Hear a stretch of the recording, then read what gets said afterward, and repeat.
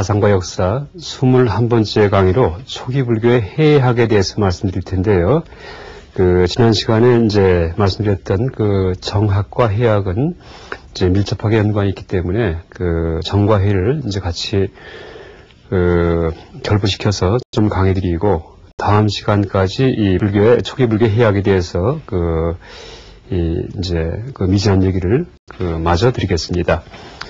일단 사념처 수행을 할 때 신수 신법이 바로 사념처다라고 얘기를 드렸는데, 일단 몸에 대해서는 몸에 대해서는 더럽다, 그러니까 시체가 된 후의 모습이든지 이런 것을 이제 생각하게 하는 것이 신념처고요. 신념처, 몸자 써가지고요. 수에 대해서는 고다, 그러니까 모든 내가 받는 느낌들은 이제 괴로움이다 하는 이제 그런 자각을 철저히 심화시키는 것이 바로 수념처 수행이죠. 수념처. 그래서 보통 우리가 이 괴로운 그런 느낌도 있지만은 틀림없이 즐거운 느낌도 있을 텐데 왜 모든 걸 괴로움이라고 하느냐라고 얘기할 수 있겠지만은, 이 불교에서는 이제 고성제, 그러니까 사성제 할 때 고성제, 그러니까 고라는 진리를 착각할 경우에는 일체 개고임을 알게 된다, 이렇게 합니다. 일체 모든 것이 다 고임을 알게 된다라고 얘기하는 거죠. 왜냐하면은 물론 고통 그 자체도 이제 괴로움이지만은 우리가 행복을 느낄 경우에도 그 행복이 영원한 것이 아니고 반드시 언젠가는 사라지고 말죠. 그래서 행복이 영원할 경우에는 아이고 세상은 이제 복된 아주 행복한 측면이 참 많구나 생각할 때인데, 반드시 언젠가는 사라지고 말고 이제 마지막 순간은 우리의 죽음의 순간이죠. 그러니까 철저한 고통으로 끝나는 것이 우리의 삶의 이제 전 과정이죠. 그래서 이제 수 일체가 다 고다라고 얘기를 합니다. 그 다음에 우리의 마음에 대해서는 무상을 관찰하라, 무상. 항상 한 찰나도 머물러 있지 않고 별에 간다 하는 사실이 바로 무상하다는 얘기죠. 이게 이제 무상, 심념처에 대한 관찰입니다. 마음 심자 써가지고요. 그 다음에 법에 대해서는, 그러니까 우리의 몸을 이루고 있는 구성 요소가 불교에서는 오온설, 색, 수, 상, 행식 이렇게 얘기를 하죠. 이제 이 얘기를 또 드릴 텐데요. 오온 혹은 이제 12처는 안, 이, 비, 설, 신의, 눈, 귀, 코 같은 것들, 그 다음에 혹은 18개, 이제 그렇게 여러 가지로 분류를 할 수가 있는데, 그러니까 같은 우리 이제 몸을 이루고 있는 구성 요소에 대해서 분류 방식이 여러 가지가 있죠. 근데 그런 것들은 모두 하나하나가 영원한 나인 것은 아무것도 없다, 자아는 없다, 이렇게 자각하는 거죠. 이게 법무와 관이죠. 법무와. 그래서 이제 법무와, 이제 법념처는 이제 무아를 이제 터득하는 거고요. 그래서 이런 터득을 통해서 사제를 관찰해서 사제에 대한 진리를 철저하게 체득하게 되면은 그때 비로소 성자의 지위에 올라간다, 이렇게 얘기를 하죠. 그래서 이 사주관이 깊어질수록 성자에서 나중에 아라한이 될 때까지 이제 그런 단계를 거치게 되는 겁니다. 그래서 일단 우리가 사념처 수행을 할 때도 일단 수행은 이제 가만히 앉아서 먼저 호흡부터 조절을 합니다. 호흡부터. 왜냐하면은 내 마음이 산란하기 때문에 산란한 마음으로는 관찰을 할 수가 없죠. 우리가 이제 정해쌍수, 보통 대승불교에서 정해쌍수 이렇게 얘기를 하죠. 선정과 지혜를 같이 닦는다고 할 때 참 어떤 독특한 그런 불교 종교용어인 것처럼 생각되지만은 실제 쉽게 생각하면은 일상생활 속에서도 우리가 어떤 지혜를 개발할 경우에 무엇을 알고자 할 경우에는 어떻게 합니까? 곰곰이 생각합니다. 곰곰이. 그죠? 가만히 생각하죠? 그때 곰곰이 혹은 가만히가 바로 정입니다. 정.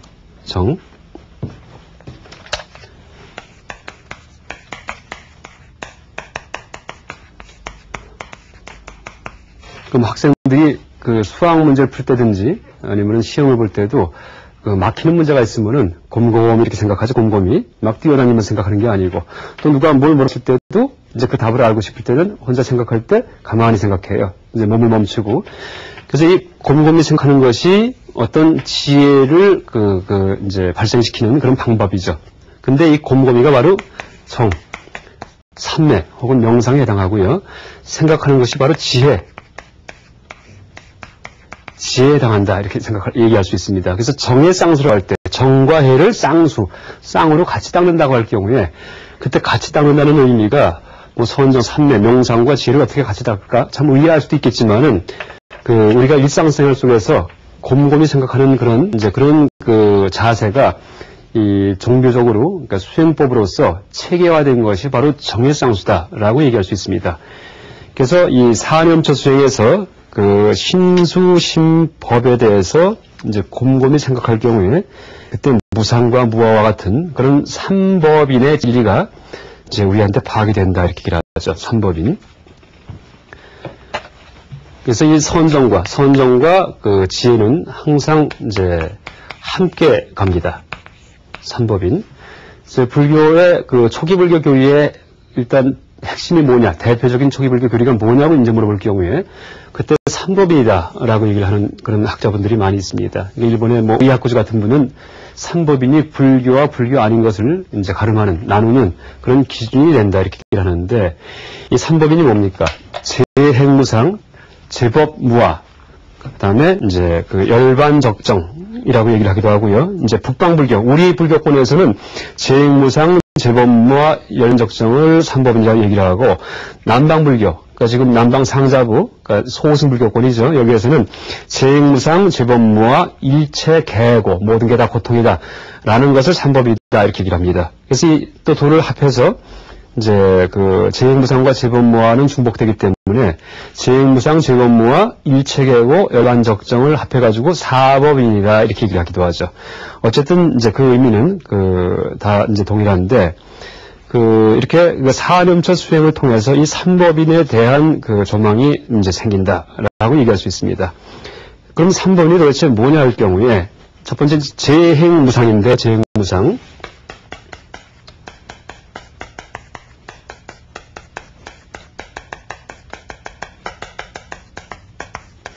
재행무상인데 이 재행의 의미에 대해서도 아마 조금 좀 애매하게 생각하는 분들이 많이 계실 겁니다. 근데 이 재행은 이 범어 원어는 쌍스까라입니다. 쌍스까라. 무상은 아니띠아 이렇게 얘기를 하죠. 그래서 사르베 쌍스까라흐. 그러니까 재행할 때 행자는, 이 행을 얘기할 때는 반드시 이 범어에서 이 복수를 씁니다. 복수. 아흐 있을 경우에는 이제 이게 흐자인데 아흐. 쌍스까라흐 하면 이제 이 행들은 무상하다. 아니띠아흐.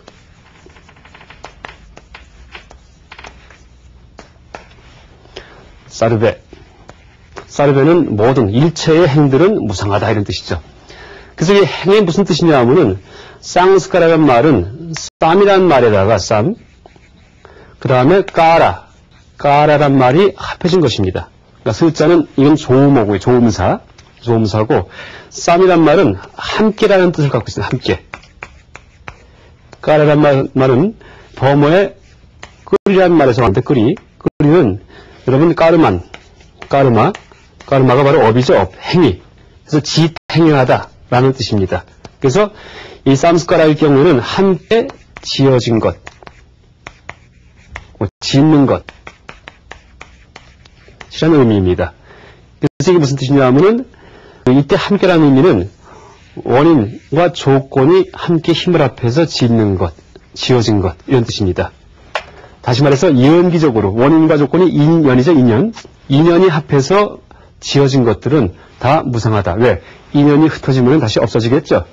그래서 모든 인연 소생의 법들은 다 이제 변한다, 무상하다 하는 것이 재행무상의 의미죠. 그래서 이때 행의 의미는 이제 실제 이 한문 번역을 할 때 유의법이라고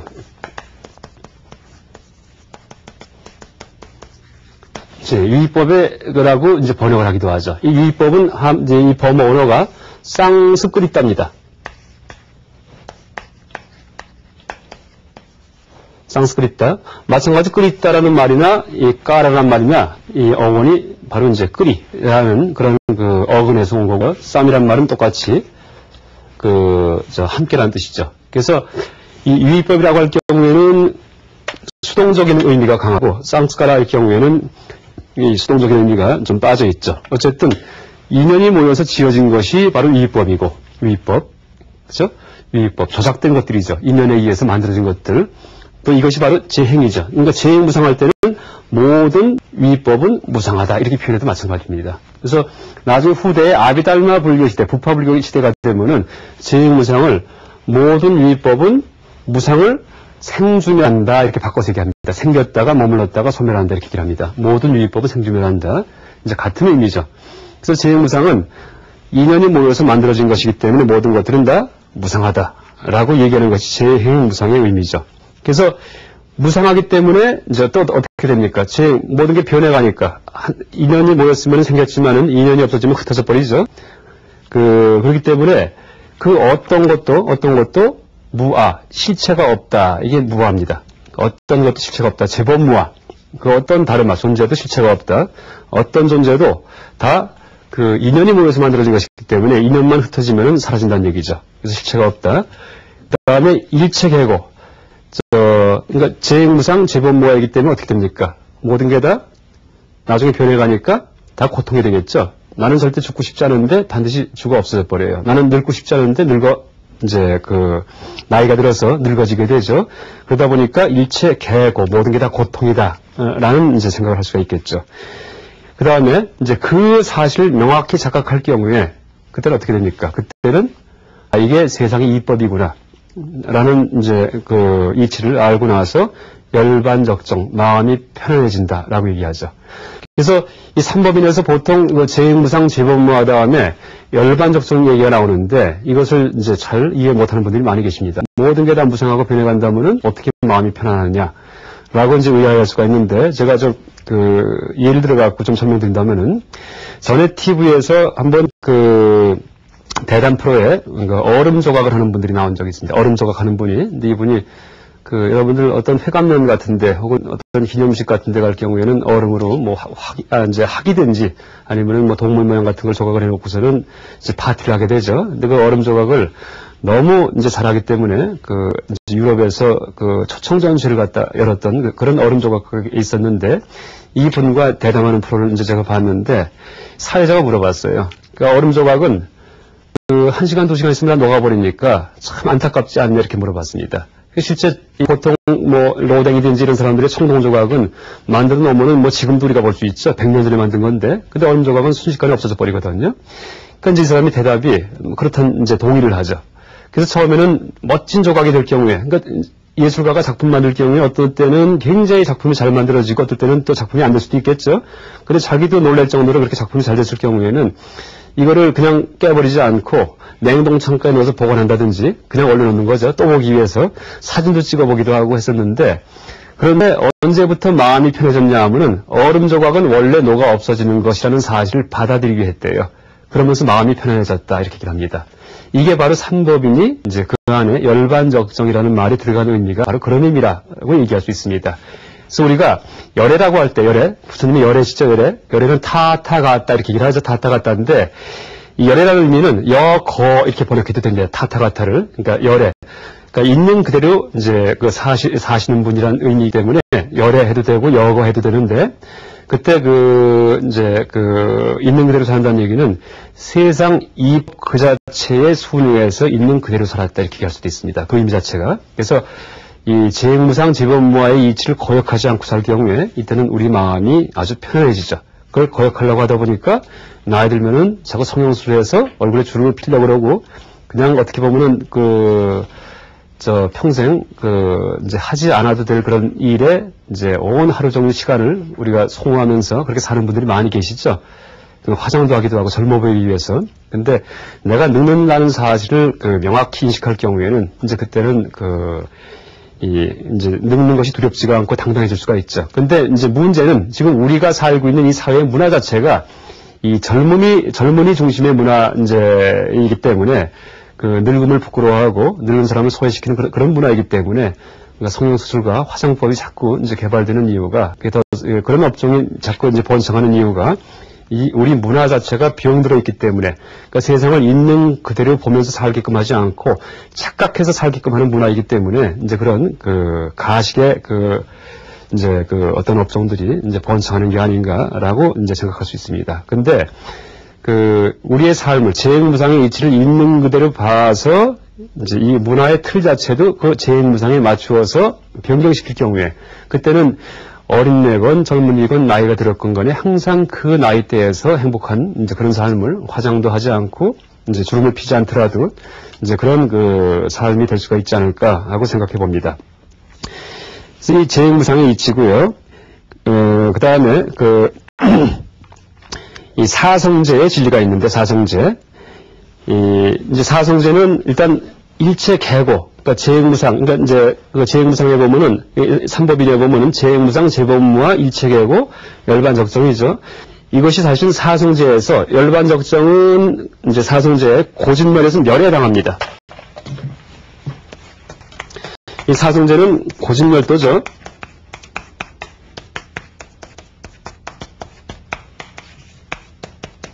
부처님 가르침의 핵심이 뭐냐 할 때 바로 사성제다. 네 가지 성스러운 그 진리다. 이거는 물론 한자음을 체라고 읽는데 불교에서 이제 그 관례적으로 이것을 제라고 읽죠, 제. 그래서 사성제, 진리제자죠, 진리제자 이렇게 읽는데 일단 고성제에 대한 자각, 고성제, 고라는 성스러운 진리죠. 고성제에 대한 자각이 바로 재행무상, 재법무와 일체 계고와 같은 이제 그런 삼법인 중에 앞에 부분에 대한 자각이 바로 고제에 대한 자각이다. 고라는 진리에 대해서 라고 얘기할 수 있습니다. 그래서 이 삼법일에 대한 자각이 이 사념처라는 수행을 통해서 깊어질 경우에는 고제, 일체 계고, 모든 게 다 고통이구나 하는 사실을 발견하게 되고, 그걸 자각하게 되고, 체득하게 되죠. 그 다음에, 이제, 이 고는 원래 있는 것이 아니고, 어떤 원인에 의해서 있는 것이구나 하면서, 그럼 집이 멸하면은 고도 소멸하겠구나 하면서, 이 열반의 이치를 이제 터득하게 되죠. 그리고, 그렇게 수행한 방법이 바로 개정의 사막, 바로 도저도, 팔정도라고 얘기할 수도 있고요. 이게 이제 사성제의 진리다라고 얘기할 수 있습니다. 그래서 일단 이 초기 불교의 계학 혹은 정학에서 정학 어떤 삼례 명상 수행에서 가장 중요한 것은 이 일체 계고 고에 대한 자각이 가장 중요합니다. 이 고에 대한 자각 중에는 무상도 들어가고요, 무아도 들어가고 물론 일체 계고도 들어가고요. 그래서 고에 대해서 그러니까 우리가 살고 있는 이 삶 그 정체에 대해서 있는 그대로 자각하는 것이 나중에 이제 집성제와 도에 이르게 하는 이제 그런 이 출발점이다라고 얘기할 수 있습니다. 이 사성제를 이제 범어 원으로 이제 풀이한다면은 이 고성제는 이걸 고를 두카라고 얘기합니다. 그다음 집은 사무다야, 멸은 니로드하, 도는 마르가.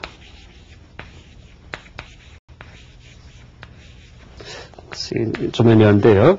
그러니까 두카일 경우에는 이제 이게 이제 고의 산스크리트어 범어 원어죠. 두카는 사무다야는 집의 이제 범어 원어고요. 니로드하는 멸의 범어 원어고 마르가는 도의 범어 원어인데 일단 이 어원을 분석해 보면은 두카라는 말은 이 범어의 두후라는 말하고 크하라는 말이 이제 합해진 그런 말입니다. 그래서 두할 경우에는 이 범어에서 영어의 bad, 나쁘다, 나쁜, 잘못된 의 의미가 바로 두의 의미입니다. 두. 그 다음에 카일 경우에는 카는 이제 무슨 뜻이냐 하면은 카는 이것은 구멍이다, 구멍인데 어떤 구멍을 카라고 얘기하냐 하면은 이 카는 마차 바퀴에 뚫린 구멍이 바로 카입니다. 원래 마차 바퀴에서 마차 바퀴가 있으면은 이제 전에 옛날에 이 마차 바퀴를 만들면 가운데 구멍을 뚫어가지고 여기다가 축을 끼겠죠, 축을. 그래서 축을 낀 다음에 이 위에다가 이렇게 마차 올려놓고서 그 다음에 끌고 다니게 되겠죠. 이 축을 끼는 굴대를 끼는 이 구멍을 카다 이렇게 얘기합니다. 카. 그래서 이 어원을 분석할 때 어떻게 분석하는 분이 계시냐 하면은 이 두카는 마차 바퀴의 구멍이 바로 이 구멍이 잘못 뚫렸을 경우가 바로 두카다 이렇게 얘기를 합니다. 그러니까 마차 바퀴의 구멍이 잘못 뚫렸다는 얘기는 이렇게 동그란 마차 바퀴가 있는데 가운데 구멍을 뚫는 게 아니고 이것을 옆에다가 뚫었을 경우 어떻게 되겠습니까? 여기에 바퀴 굴대 축을 낀 다음에 마차가 굴러갈 경우에는 덜컹거리겠죠. 편안하게 굴러가지 못하고 뜻하지 않게 올라갔다 내려갔다 할 겁니다. 올라갔다 내려갔다. 나는 편안하게 가고 싶은데 뜻하지 않게 다른 일들이 자꾸 발생하는 거죠. 그래서 이제 그런 의미에서, 그러니까 이 고라는 의미는, 고의 의미는 그 어원적으로 풀이할 경우에는 내가 바라지 않는 그런 일들이 발생하는 것들, 이게 바로 고다, 이렇게 얘기를 할 수 있습니다. 그 다음, 사무다야는 이제 집인데, 그러니까 집을 혹은 집기라고 번역을 하기도 합니다. 집기. 모을 집자에다가 일어날 기자 써가지고서 집기. 이거는 모을 집자죠. 그러니까 모여서 일어나는 것이다. 이제 이렇게 번역을 하기도 하는데, 일단 삼은 함께라는 얘기를 했었죠. 아까 말씀드릴 때, 쌈스라 할 때 이것은 함께의 의미다. 함께. 마찬가지 이 사무다야의 쌈도 함께라는 뜻입니다. 우다야는 이제 우트라는 말에다가, 그 다음에 이라는 그런 어근, 동사 어근이 붙어서 이제 만들어진 말입니다. 그래서 이가 이제 아이로 변하고 아이에다가 아라는 명사어비가 붙어갖고 범어에서 이제 어떤 범어 이제 문적인 얘기인데요. 그래서 아야가 되었다 이렇게 얘기할 수 있습니다. 그리고 우뚜가 이 뒤에 음이 유성음이기 때문에 우드로 바뀝니다. 우드. 그 다음에 쌈이 붙었다 이렇게 얘기를 하는데 일단 쌈이란 말은 함께고 함께. 그러니까 모임이죠 모임. 그렇죠? 집이죠 집. 함께. 우뚜란 말은 이라는 얘기입니다. 위. 이라는 말은 가다. 영어의 가다. 그러니까 위로 가는 거니까 어떻게 됩니까? 위로 가는 거. 위로 가는 게 일어날 기자가 되겠죠? 위로 올라가는 거죠. 함께 발생하는 거죠. 우뚜. 그래서 이제 우다야 할 경우에 함께 일어남이 바로 사무다야의 뜻이죠. 그러니까 인연이 모여서 일어나는 것. 이게 집기의 의미입니다. 집기. 근데 이 집기의 의미는, 집기라는 이 말은 우리가 예언기할 때, 예언기란 말과 사실은 이제 비슷합니다. 그러니까 예언기는 어떻게 쓰냐면은, 프라티티아,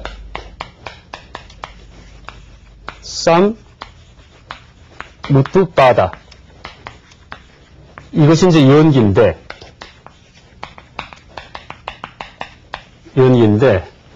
이 프라티라는 얘기는, 프라티는 뭐뭐에 대해서, 이티아라는 말은, 이티아는 어디에 대해 가서, 쌈은 함께, 우뚜는 마찬가지, 아까 말씀드렸던 이 우뚜, 상이죠. 빠다라는 얘기는, 이것도 빠드라는 이 동사에서 나온 말인데, 이것도 역시 빠드도 영어의 고란 뜻입니다, 고. 그래서, 예언기할 때, 프라티티아 쌈 우뚜빠다 할 때, 기자라는 말에 해당하는 쌈 우뚜빠다, 이게 바로 사무다야, 이 집이라는 말과 똑같습니다. 그래서 이 집은 실제는 예언기다, 예언기라고 이제 그렇게 해석할 수가 있죠. 그래서 이 세상만사 고통은 원래 있는 줄 알았더니 이제 엄밀히 보니까 다 예언기된 것이구나, 실체가 없는 것이구나, 인연이 모여서 된 것이구나 하는 의미에서 집기다, 집기 때문에 그러니까 인연이 모인 것 때문에 고가 발생했다 이렇게 얘기를 하는 거죠. 그 다음에 이제 멸은 니로드아, 이것은 소멸하다. 니루트라는 말에서 나왔는데, 소멸하다라는 뜻이고요. 모든 고통이 원래 있는 줄 알았는데, 원인 때문에 있기 때문에 원인이 제거되면은, 고도 소되겠구나 하는 그런 소멸의 의미가 바로 멸입니다. 그 다음에 이 도는 이제 그렇게 관찰하는 이제 지혜를, 이제 발생시키는 수행을 도라고 얘기하죠. 이제 계정해 삼학 중에 이제 해를 발생시키는 그런 방법이 바로 팔정도죠. 그래서 팔정도를 바로 마르가 도다 이렇게 얘기를 하죠. 이게 사성제인데 일단 처음 시작은 삼법인 일체계고라는 그런 삼법인에 대한 관찰. 삼법인에 대한 관찰은 사념처라는 수행을 통해서 이루어졌었죠. 사념처, 신수신법, 몸과 내 마음. 그 다음에 어떤 여러 가지 나를 이루고 있는 구성 요소들, 그 다음에 내 느낌들, 이런 것들이 모두 다 고통이고 무상하다는 이제 그런 자각부터 시작을 해가지고, 이제 고에 대한 자각이 철저해지죠. 고진멸도할 때, 사성제 고진멸도할 때. 그래서 고에 대한 자각이 철저해지고 나면은, 그 다음에 그 원인을 파악하고 나서, 원인이 소멸되면은 고통도 사라지겠구나 하는 자각에 의해서 나중에 모든 걱정이 없어지는 이제 그런 멸의 단계, 열반의 단계에 도달한다라고 얘기할 수 있습니다. 그래서 이 사성제에 대한 관찰이 철저해진 사람들을 성자다 이렇게 얘기합니다. 성자. 그러니까 성자는 이제 보통 아라한이 성자인데 아라한이 되기 전까지 여러분 아마 금강경에서도 보셨고 초기경전에도 이제 많이 등장하는 말이지만은 수다원, 아니면 사다함, 아나함, 아라한 이런, 그러니까 네 분의 성자들을 말씀드려보셨죠. 그 네 가지 수행 계위인데, 그때 처음 시작이 바로 이 사성자에 대한 어떤 촉보적인 관찰에서부터 시작이 돼가지고서 성자의 지위에 올라갈 수 있다라고 얘기를 합니다. 오늘은 초기 불교의 해학에서 사성제의 진리를 발견하기까지의 그런 수행 과정을 이제 간단히 말씀드렸고요. 다음 시간에 한 번 더 이 초기 불교에 대한 해학을 더 말씀드리면서 해학에 대한 얘기를 이제 마무리 짓겠습니다. 오늘 강의 이상 마치겠습니다. 감사합니다.